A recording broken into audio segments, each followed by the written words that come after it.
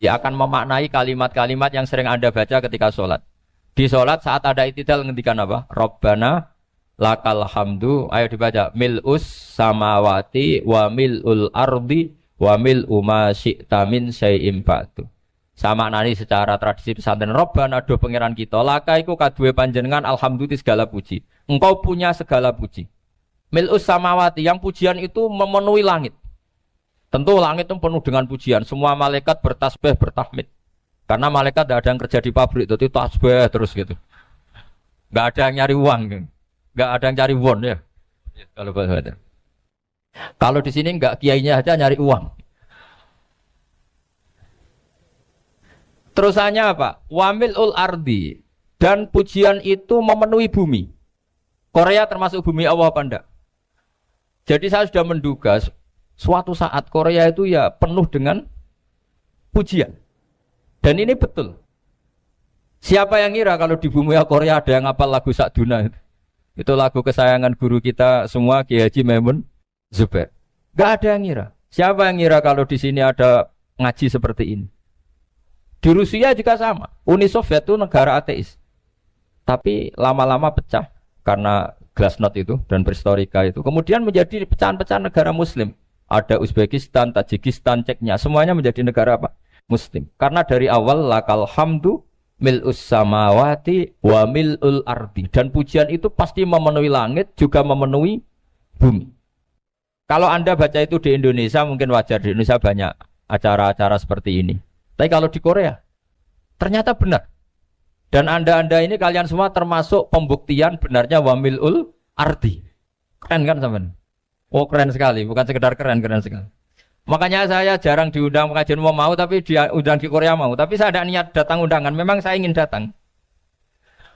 Jadi, ya karena itu. Ini bentuk penghormatan saya. Bentuk penghormatan saya bahwa pada akhirnya benar-benar lakal hamdu mil'us samawati wa mil'ul ardi. Jadi Anda tidak perlu pesimis, dulu Indonesia juga seperti itu. Banyak Buddha, Hindu, macam-macam ateisme. Kemudian berkatnya para ulama sekarang jadi negara yang mayoritas Muslim. Korea, barokahnya orang-orang kedonyan seperti ini banyak Islam itu. Gak apa-apa. Karena sebagian agama Islam, sebagian sejarah ditulis di bawah pedagang-pedagang Gujarat. Kira-kira orang Gujarat ke Indonesia dulu yang namanya pedagang cari apa? Uang. Tapi namanya orang Islam, hatinya tetap adanya tauhid. Nyari uang ya tetap sambil dakwah. Kalau yang ke Korea langsung kiai mungkin tidak seramai ini Islam. Karena kalau kiai datang langsung dicurigai jadi misionaris. Jadi ribet malah. Tapi kalau sampean nggak ada yang curiga. Namanya pekerja, pekerja saja nyari uang. Dan itu memang fakta. Cuma kadang ya sadar terus ya bagus lah seperti itu. Nggak apa-apa. Maksud saya ini saya memberi support, memberi tasjek bahwa Allah itu luar biasa. Jadi kalau ingin menyebarkan agamanya macam-macam. Kadang kiai tidak bisa mengislamkan orang, itu anak-anak mahasiswa pacaran, itu banyak yang pacarnya itu masuk Islam. Tapi sampean jangan bilang pacaran halal, ya tidak pernah. Tapi Allah kalau menghendaki memberi hidayah itu jalannya macam-macam. Ada yang lewat kerja, coba yang bayangkan ada tahlilan di Korea itu semua kiai tidak pernah bayangkan. Tapi setelah banyak pekerja di sini, kemudian mereka insaf atau sedang insaf, tidak tahu ini. Sampai kapan insafnya juga tidak tahu. Tapi yang jelas ini hebat. Ini apa? Hebat. Tahu-tahu ya seperti ini. Makanya iman saja Rabbana lakal hamdu mil'us samawati wa mil'ul ardi. Masih ditambahi wa mil'u ma syi'ta min syai'im ba'du. Karena Allah itu zat yang tidak terperikan, zat yang tidak terbatasi. Maka pujian di langit dan bumi ini masih kurang. Masih ada apa saja yang nanti akan dipenuhi oleh pujian kepada Allah Subhanahu wa ta'ala. Wa mil'u ma syi'ta min syai'im. Dan pujian kepada engkau ya Allah akan memenuhi semua ruangan yang engkau kehendaki. Mungkin suatu saat negara-negara yang sekarang yang paling minim Islam itu di Amerika Selatan.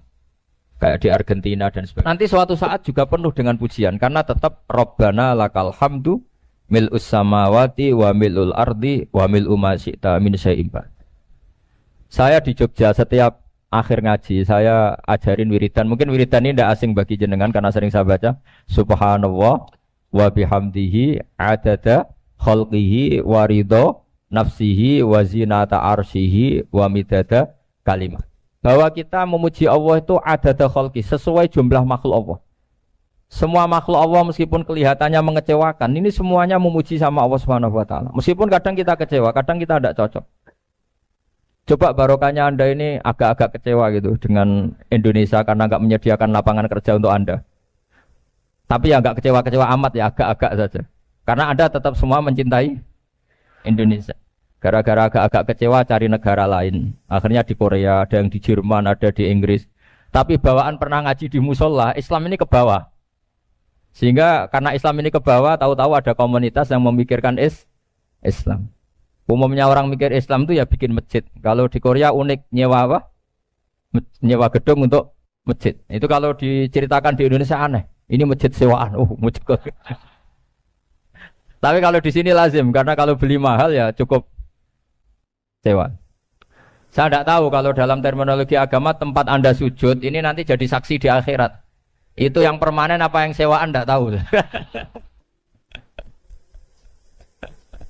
Jadi nanti bumi ini tanya, ya saya ya Allah pernah dipakai sujud, tapi setelah 1 tahun nggak kuat menambah lagi. Makanya saya dukung tadi yang ada gerakan masjid apa. Sebenarnya permanen nggak permanen itu tetap bagus, ada usah memaksakan. Yang jelas saya sudah ikut nyumbang lelang tadi, dan saya berharap uang itu benar-benar untuk masjid. Kalau untuk takmirnya juga gak apa-apa, yang penting untuk menghidupi masjid. Saya juga termasuk kiai yang gak suka kalau hukum itu terlalu fanatik. Misalnya uang ini untuk masjid, kemudian imamnya diterlantarkan. Karena alasannya ini untuk masjid. Imam kan gak masjid. Nah ini kalau imamnya gak diservis, kemudian mutong terus pulang ke Indonesia. Ini jadi masalah. Tapi saya juga gak suka kalau ada negara gitu. Betul-betul saya gak suka. Yang imamnya itu terlalu diservis. Ini buruk sekali kan. Pernah ada anekdot, ini anekdot tapi nyata. Ada negara yang sangat sehat, Islamnya sangat sehat. Itu imamnya 1 bulan tuh digaji 70 juta. Kira-kira 70 juta dibagi 1 hari berapa? 5 sholat ya? 5 kali 30 berapa? Kira-kira saja. 150. Berarti per sholat dapat berapa ya? Kira-kira kan biasa potong gaji kalau berapa kira-kira? Singkat cerita, si kiai dari luar negeri tadi cerita apa Indonesia? Kiainya miskin-miskin, datang ke masjid kan kadang pakai ontel, adzan sendiri, qomat sendiri, sholat sendiri kadang. Itu nasib orang-orang Sragen dan Salatiga sebagian. Itu yang lapor karena mereka itu. Kalau Rembang insya Allah enggak. Tapi ada semuanya Salatiga, sebagian begitu. Itu yang cerita kiainya, bukan ini bukan hoax. Memang kiainya cerita. Nasib kiai di Salatiga Gus katanya. Itu digojlok. Tapi tetap sholat. Sehingga cerita orang tadi cerita, imamnya di sana naiknya Mercy, muadzinnya pakai BMW. Itu tetangga sebelah Indonesia banyak yang fasilitas imam seperti itu. Karena gajinya sampai 70 juta. Setelah dia cerita bangga karena negaranya mengapresiasi imam sholat, sama kiai Indonesia dia omongin gini. Makanya kamu sholat terus, takut potong gaji ya gitu. Itu kagetnya bukan main dia. Dikira itu satu sifat kelebihan negaranya, ternyata buruk sekali karena imam sholat karena takut potongan gaji. Akhirnya ke Indonesia bangga, alhamdulillah kita sholat tambah gaji. Dan tetap sholat. Keren mana yang digaji sama Anda? Ini yang di atas ini banyak calon imam itu sebenarnya. Tidak keren mana imam yang digaji sama Anda? Keren yang enggak. Tapi kalau pertanyaannya dibalik, keren mana jamaah yang peduli imamnya sama yang enggak peduli? Jadi jawabannya harus tetap seperti itu. Imamnya keren yang ikhlas. Tapi jamaahnya keren yang peduli imamnya. Jelas ini ya fatwa saya ya. Gimana? Imamnya baik yang ikhlas, tapi jamaahnya baik yang peduli nasib. Nah, tapi sekali imam dari awal gak ikhlas itu harus di PHK. Itu bahaya bagi agama kalau awalnya sudah ada ikhlas. Karena nanti setelah habis subuh terus dihitung. Wong setahu saya sholat terus kok kenapa gajinya tinggal segini? Ya, setahu saya sholat terus kok gajinya tinggal segini. Terus nanti takmirnya bilang kemarin zuhur Pak Yai tidak ngimamin. Kemarin asar tidak ngimamin. Terus dihitung. Bisa enggak agama akan berjalan seperti itu? Enggak kan? Ya makanya pertanyaannya tadi, suka atau punya imam ikhlas? Suka. Tapi imamnya juga suka kalau jamaahnya peduli. Ini penting saya utarakan karena agama itu beda. Agama ini diurus oleh Allah Subhanahu. Jadi kita mengerahkan pemikiran itu bukan karena kita akan menyelamatkan agama ini, tidak. Agama ini diselamatkan oleh Allah Subhanahu wa taala. Coba kayak apa Uni Soviet kuatnya itu. Mengkooptasi supaya orang semuanya ateis, semuanya komunis. Itu 100 tahun Uni Soviet begitu. Tapi orang-orang Uzbek, Ceknya, Tajikistan tetap ngajari anak-anaknya tauhid. Itu ada yang cerita itu sampai mengajarkan tauhid itu di bawah tanah, di basement. Tapi Allah menghendaki Rusia itu Uni Soviet jatuh. Ketika jatuh, negara-negara ini langsung menjadi negara Islam, yaitu Uzbek, Tajikistan, Ceknya. Mungkin nggak mereka langsung menjadi negara Islam, andai kan saat menjadi Uni Soviet benar-benar menjadi ateis. Nggak mungkin kan? Karena saat dikooptasi Uni Soviet, akidah mereka tetap tauhid. Cuma nggak berani muncul. Artinya apa? Uni Soviet nggak bisa menghabisi Islam. Kurang kerennya Uni Soviet zaman itu. Bisa nggak menghabisi Islam? Nggak bisa. Donald Trump dulu termasuk Islamfobia. Tapi setelah dia anti-Islam, malah orang Amerika demo supaya memperhatikan Islam. Nggak bisa. Makanya Korea pun nggak bisa menghabisi Islam. Kalau sampean menghabisi Islam sendiri bisa. Karena terus nggak mau sholat, nggak mau zakat, itu sampai. Tapi sampean toh yang Islamnya habis, Islam tetap baik-baik saja. Makanya ini penting saya utarakan supaya kamu pede. Bahwa agama ini pernah dibawa orang yang pedagang. Ya soal ada sebagian pendakwah yang ikhlas ya banyak, tapi sejarah yang gampang kita lihat adalah Islam itu dibawa oleh apa? Pedagang Gujarat, pedagang India. Nggak apa-apa, sejarah itu meskipun sebagian menentang nggak apa-apa, tapi sejarah itu tetap ada. Pasti sebagiannya memang seperti itu. Dan itu tidak masalah. Saya ulang lagi, itu tidak masalah. Coba dulu pemain bola kalau di Inggris itu kalau mau sholat susahnya bukan main. Apalagi kalau mau puasa. Kalau di sini kerja puasa katanya mati lu kalau apa? Puasa. Kalau mau sholat katanya dicari mana ini berhalanya kok. Kata orang-orang ateis kan gitu, dicarikan patungnya. Kali ini sholat kok gak ada patungnya, ini gimana ini. Ya ngalamin gitu. Tapi Allah Maha Kuasa. Banyak investor mana itu Dubai atau Qatar yang tertarik investasi di dunia bola. Kayak Sulaiman Al-Fahim makanya beli Manchester City. Itu sekarang pelatihnya negara orang sholat gak berani. Bahkan di tengah stadion dibangunkan masjid. Kalau sampai daftar jadi muadzin bisa. Apa nyanyi Sakduna di sana juga bisa. Dulu Aljazair bencinya bukan main. Apa Perancis sama orang Islam itu bencinya bukan main. Barokahnya Zidane pemain bola. Dan juara dunia. Terus Zidane turunan Aljazair. Akhirnya orang Perancis itu mencintai Islam. Itu barokahnya sepak bola. Allah punya sekian cara untuk mengenalkan Islam. Di Prancis dikenalkan lewat pemain sepak bola. Nah di Korea ini yang agak unik dikenalkan lewat pecinta wow. Saya jamin ini tidak apa-apa, sudah tidak apa-apa, sudah aman, pokoknya aman. Saya jamin aman. Pokoknya alhamdulillahilladzi hadana lihada wa ma kunna linahtadiya laula an hada. Karena agama ini dibawa oleh Allah Subhanahu wa taala, yang menjaga juga Allah Subhanahu wa taala. Sama tidak usah khawatir. Kalau ada kelompok tertentu yang mengkhawatirkan Islam, sekarang Islam bahaya gini-gini, itu kurang roja, itu kurang optimis itu. Harapannya sama Allah tipis, harus ngaji lagi. Agama ini limangka nayarjuwa hawal yaumal akhir. Agama ini bagi yang terus-menerus berpengharapan kepada Allah Subhanahu wa ta'ala. Agama ini limangka nayarjuwa, coba bahasa Arabnya roja, yarju, rojaan. Maknanya harapan. Jadi agama ini bagi yang selalu berpengharapan, bukan yang pesimis. Bukan yang hati kecil. Apalagi yang tukang putus asa. Coba agama ini begitu luar biasa dibawa orang yang macam-macam.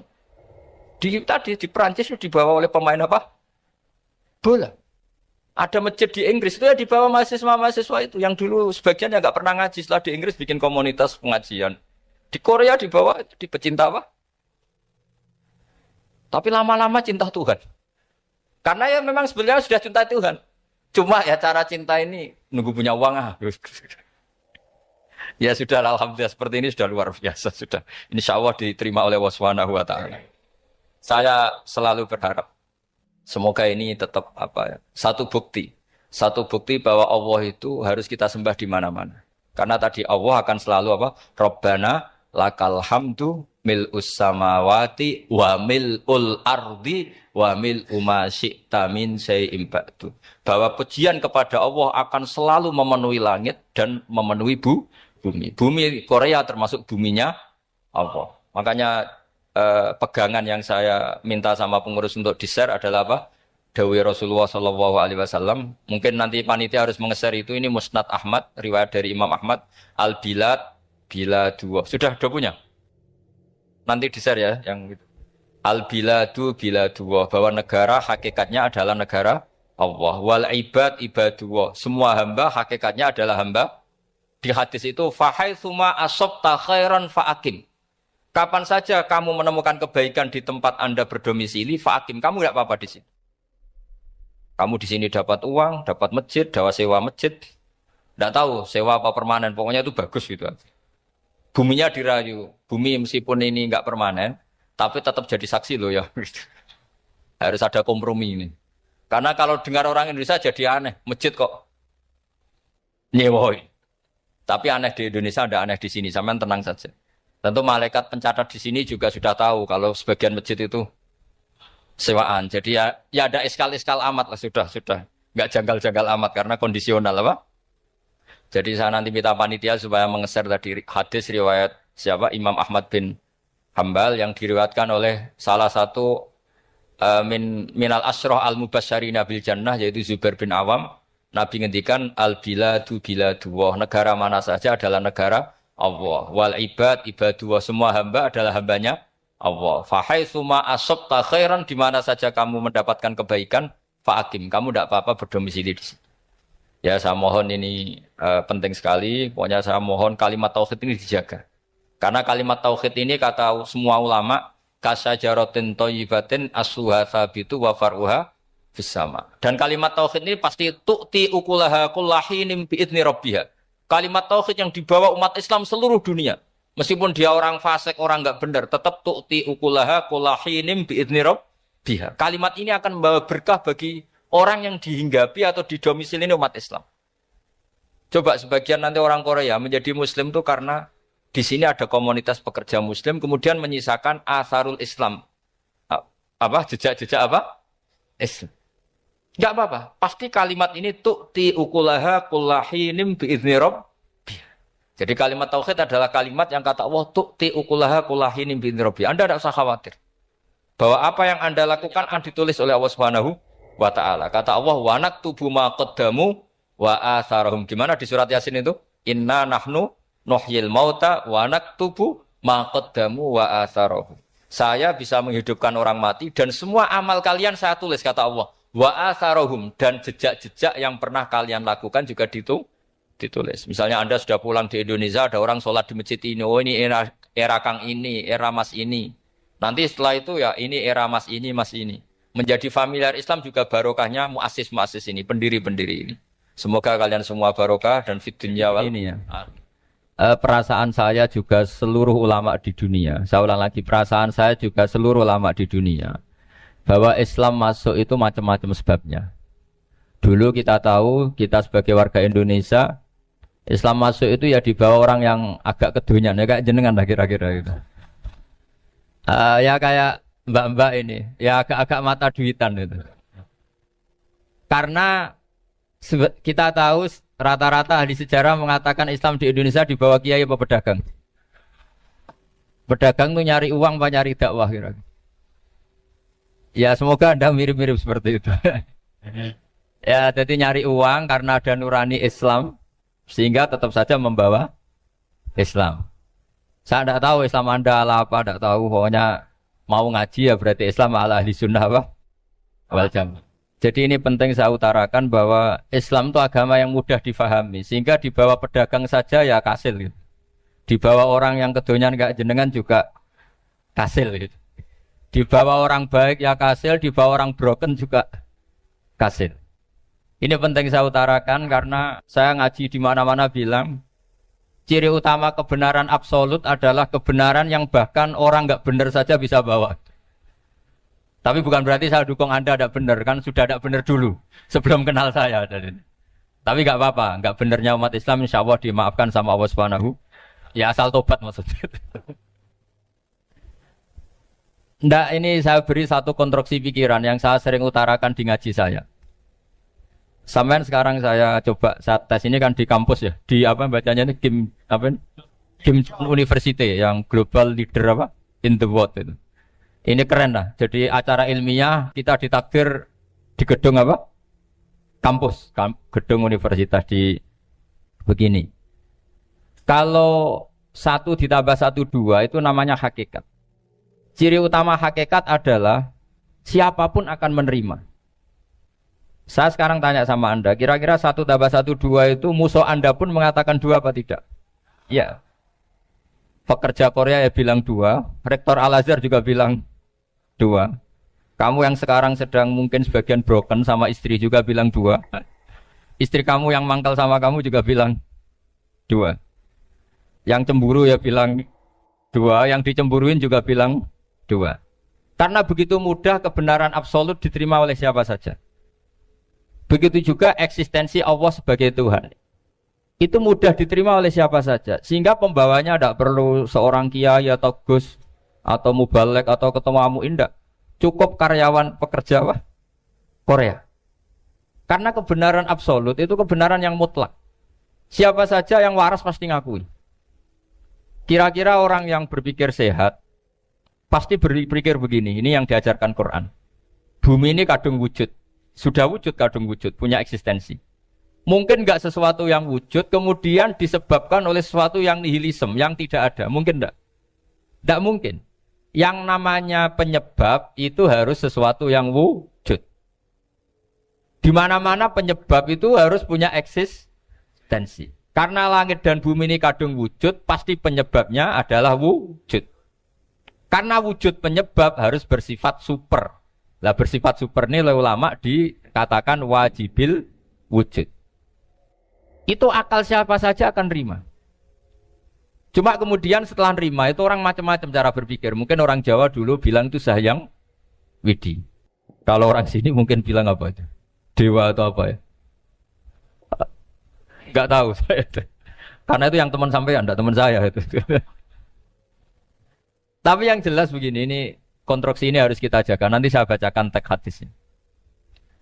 Kebenaran sejati ciri utamanya adalah ada absolutisme, ada kebenaran mutlak. Ciri utama kebenaran mutlak adalah diakui bahkan oleh siapa saja, termasuk oleh orang fasik. Orang fasik itu orang enggak benar. Misalnya ada imam masjid besar Istiqlal, ditanya 1 tambah 1 bilang apa? 2. Nanti kira-kira yang lonte juga bilang apa? 2. KPK juga bilang koruptornya yang ditangkap 2. Nah, eksistensi Allah sebagai Tuhan ini kebenaran yang absolut. Maka agama ini juga boleh diterima oleh siapa saja, termasuk oleh orang fasik, orang enggak jelas. Ini penting saya utarakan karena sekarang marak kelompok yang mengatakan orang Islam kalau zina menjadi tidak muslim, orang Islam kalau korupsi menjadi tidak muslim. Salah sedikit tahlilan jadi kafir, percaya wasilah jadi itu tidak benar seperti itu. Karena kebenaran eksistensi itu kebenaran yang enggak bisa diganggu gugat. Seperti Anda ini kan warga Indonesia. KPK ya warga Indonesia, koruptornya juga warga. Apa setelah dia korupsi lalu tidak warga Indonesia? Tetap warga. Orang yang meyakini kalimat tauhid setelah dia salah, apa terus tidak tauhid? Kan tetap ya. Maka dia tetap Ini penting saya utarakan. Kalau seorang warga Indonesia yang koruptor, yang macam-macam saja tetap warga Indonesia, padahal banyak kesalahan. Karena status warga Indonesia adalah status yang permanen. Begitu juga status Muslim adalah permanen bagi siapa saja yang melafadzkan La ilaha illallah Muhammadur Rasulullah. Kita tidak bisa mengkafir-kafir mereka. Itu juga yang sering dipesankan dan jadi ciri khas ulama ahli sunnah wal jamaah, tidak mengkafirkan orang Islam meskipun melakukan dosa besar. Soal dia salah nanti masuk neraka ya silakan saja, saya ada ikut, paham ya? Sampai bisa mencoba. Tapi tetap saja dia muslim. Analoginya tadi. Analoginya gampang sekali tadi. Orang Indonesia yang salah itu tidak akan merubah statusnya sebagai warga Indonesia. Karena ya memang dia berstatus warga Indonesia. Orang Islam yang sudah melafadzkan syahadat maka menjadi muslim. Saya di mana-mana berkampanye, berfatwa. Orang kafir yang 70 tahun kafir, sekali melafadzkan kalimat tauhid, itu menjadi muslim apa tetap kafir? Muslim. Masa kita yang Islam terus, yang kalimat tahlil la ilaha illallah kemudian menjadi kafir karena kalimat itu? Itu faham aneh apa aneh? Wong yang kafir saja menjadi muslim karena kalimat tauhid, yang Islam menjadi kafir juga karena kalimat. Ini ngajak apa-apaan? Ya ngajak goblok-goblokan, kira-kira kan gitu. Ini penting saya utarakan karena ini penting. Nah, setelah kamu yakin tauhid, ciri utama tauhid itu apa? Menstatuskan sesuatu sebagaimana hakikatnya. Misalnya bumi Korea, ini statusnya tetap buminya Allah. Maka dari awal saya husnudzon sekali sama Allah Subhanahu wa taala bahwa suatu saat di bumi mana saja itu ada tahlil. Enggak ngira kan ada ateis di sini, bumi ateis kemudian ada tahlil, ada sakduna, ada macam-macam. Ini penting, jadi saya mensupport Anda, mensupport kalian semua bahwa agama ini akan diurus oleh Allah Subhanahu wa taala. Makanya Sayyidina Umar radhiyallahu anhu kalau disuruh mikir agama itu tidak mau. Enggak mau betul. Ketika Umar jadi khalifah itu puncak keemasan masa Islam. Semuanya stabil, semuanya hebat. Sampai Irak, Iran zaman itu Persia masih. Semuanya Mesir. Itu semuanya ikut Islam. Ketika Islam pada puncaknya, yang dikhawatirkan oleh masyarakat adalah begini. Lalu setelah Umar itu bagaimana? Islam setelah dipimpin orang yang tangguh, yang kuat, yang waroi, yang zuhud. Lalu setelah Umar itu gimana? Tapi Umar disuruh mikir gak mau. Sampai setiap Abdullah bin Umar jalan-jalan di kampung-kampung itu abahnya dianggap pecundang. Tahu sampean pecundang? Orang yang gak tanggung jawab. Karena orang-orang bilang gini, ya Abdullah bin Umar, bagaimana pendapat Anda kalau ada penggembala kambing di tengah hutan atau di tengah padang rumput, kemudian dia ninggal gelanggang kambingnya. Kamu anggap penggembala ini gimana? Oh itu penggembala yang zalim itu. Pasti kalau kambing ditinggal ya kacau. Apalagi nih umatur Rasulullah Shallallahu Alaihi Wasallam. Ini abah kamu tidak pernah wasiat, tidak pernah ngatur suksesi. Lalu Islam setelah dia bagaimana? Suruh dia ngomong penggantinya siapa? Karena beliau sudah sepuh harus ada suksesi. Akhirnya Abdullah bin Umar lapor ke Umar. Ini gimana abah orang mengkomplain begini. Apa kata Umar? Agama itu beda dengan kambing katanya. Agama itu milik Allah Subhanahu. Mbok saya pikir, tidak saya pikir tetap jalan. Nah ini terbukti. Jangan ulama ya ndak, mufti ya ndak, tapi bisa menjalankan agama. Kalau agama sampean pikir malah rusak. Sudah pokoknya lakukan saja, tidak usah dipikir. Akhirnya betul. Karena agama ini milik Allah. Soal kita serius memikirkannya itu karena khidmah. Karena kita ingin berbakti pada agama. Tapi Anda tidak boleh berpikir kalau agama ini butuh pemikiran Anda. Beda loh ya. Kita khidmah agama serius karena kita ingin mengkhidmai agama. Tapi agama ini tidak pernah butuh kita. Karena agama ini akan diurus oleh Allah Subhanahu. Coba pas sampean kecil, orang jilbaban di Indonesia itu banyak apa banyak sekarang? Banyak sekarang. Kiainya mutu orang dulu apa mutu orang sekarang? Tapi perkembangan Islam itu ramai sekarang apa ramai dulu? Ramai sekarang. Islam menyebar di seluruh dunia itu zaman Wali Songo, zaman sampean keren mana? Keren sekarang. Kualitas solehnya sampean sama Wali Songo? Wali Songo. Ini betul. Karena agama ini diurus oleh Allah Subhanahu. Sayyidina Umar, agama ini innallaha ta'ala yahfadzu dinah. Innallaha ta'ala la yudhi'u khilafatahu waladina. Allah itu tidak akan menyia-nyiakan agamanya. Ini terbukti. Agama ini pernah dipimpin orang terbaik di dunia, yaitu Rasulullah Shallallahu Alaihi Wasallam. Ketika beliau intakola ila rofiqil ala, ketika beliau pindah ke alam sana, diteruskan oleh sahabat yang tentu jauh di bawah Rasulullah. Diteruskan tabiin, diteruskan para wali songo, diteruskan sang sampean yang jauh di bawah wali songo. Sejauh-jauhnya. Tapi agama jalan sampai Korea. Agama jalan sampai apa? Dulu Wali Songo itu hanya sampai Mojokerto, sampai Tulungagung. Di bawah sampai Klayaban sampai mana ini? Korea. Coba kalau Allah tidak ngurus, nggak bisa. Yang gerakkan hatinya sampean peduli sama masjid siapa? Allah Subhanahu wa taala. Yang menggerakkan hati sampean peduli sama agama siapa? Tapi yang menggerakkan sampean ke Korea apa? Uang kan?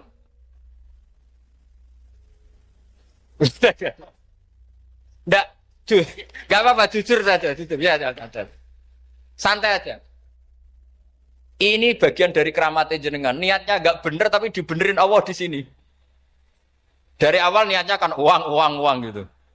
Tapi setelah di Korea dibenerin Allah. Mbok ingat agama gitu. Keren kan? Makanya yang syukur sama Allah Subhanahu wa taala. Yang bisa hanya Allah taala. Makanya dalam dunia kiai selalu baca apa? Alhamdulillah alladzi hadana li hada wa ma kunna linahtadiya laula an hadana Allah. Alhamdulillah kita diberi hidayat seperti ini. Kalau tidak Allah tidak bisa. Sudah mata duitan, kadang istri ngomel, mertua tidak percaya. Sudah setengah-setengah broken gini saya tidak tahu sampai ke Korea itu karena broken pas saking sayangnya keluarga. Potensinya hanya dua. Dibela-belain kerja demi keluarga atau agak broken maka ke sini. Tapi apapun potensi itu tetap baik. Itu takdir sudah, itu takdir tidak usah dibicarakan. Semua itu apa? Karena orang kalau sedang rukun ya tidak mau tukaran, kalau sedang tukaran ya tidak mau rukun. Itu sudah semuanya takdir. Kata bapak saya dulu kalau ada orang mau jualan tanah, Pak Yai tanah saya mau saya jual. Ini gimana padahal ini tanah warisan. Kata bapak, nak waya adol ya adol. Memang ini saatnya jual ya jual saja. Nanti kalau kaya saatnya beli ya beli saja. Karena kalau sudah saatnya jual mau beli ya nggak mungkin kan. Mau memang saatnya jual. Kalau sudah kaya kan nggak mungkin jual tanah. Saatnya beli. Maka semoga masalah di keluarga sampean ya masalah musiman. Maksudnya yang tukarannya ini musiman. Yang rukunnya permanen. Jangan tukarannya permanen, rukunnya musiman. Setelah melihat yang lebih cantik, katut babon. Nggak tahu saya kalau nah ini semoga katut masjid ini bagian dari kafaroh sampean itu. Jadi kafaroh kesalahan-kesalahan di sampean. Assalamualaikum warahmatullahi wabarakatuh.